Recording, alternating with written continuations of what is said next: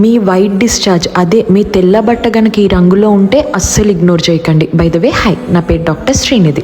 ఒకవేళ మీ డిశ్చార్జ్ కనుక పీరియడ్ ముందు కానీ పీరియడ్ తర్వాత కానీ స్మెల్ లేకుండా, ఇచ్చింగ్ లేకుండా జస్ట్ వైట్ కలర్లో వస్తుంటే అది జస్ట్ నార్మల్. సరే, ఇప్పుడు ఒకవేళ కలర్ లేకుండా పల్చగా తీగలాగా సాగుతూ ఉంటే అది ఓవ్యులేషన్ డిశ్చార్జ్ అన్నట్టు. కంగారేం పడక్కర్లేదు. ఒకవేళ గనక పెరుగులాగా థిక్గా లేకపోతే చీజ్ లాగా గనక మీకు డిశ్చార్జ్ అవుతున్నట్టుంటే విత్ దురదతో అది ఫంగల్ ఇన్ఫెక్షన్ అయి ఉండొచ్చు. ఇమ్మీడియట్గా డాక్టర్కి చూపించుకొని ఫ్లూకొనజోల్ ట్రీట్మెంట్ స్టార్ట్ చేయాలి. ఒకవేళ మీ డిశ్చార్జ్ గ్రే కలర్లో చేప వాసన వస్తూ వాటరీగా ఉంటే అది బ్యాక్టీరియల్ వజైనోసిస్ అనే ఇన్ఫెక్షన్.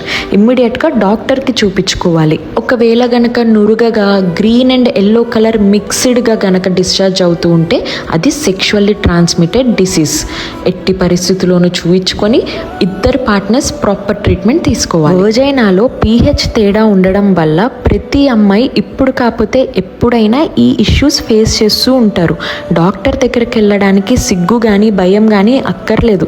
రోజుకి 100 మంది పేషెంట్స్ని మేము చూస్తూ ఉంటాం. ఇంట్లోనే చిట్కాలతో ఇవన్నీ పోతాయి అని మీరు అనుకుంటే అది అబద్ధం. నెలల కొద్దీ, సంవత్సరాల కొద్దీ ఈ ప్రాబ్లం ఇగ్నోర్ చేయడం వల్ల ఇన్ఫెక్షన్ లోపలే పెరుగుతూ ఉంటుంది.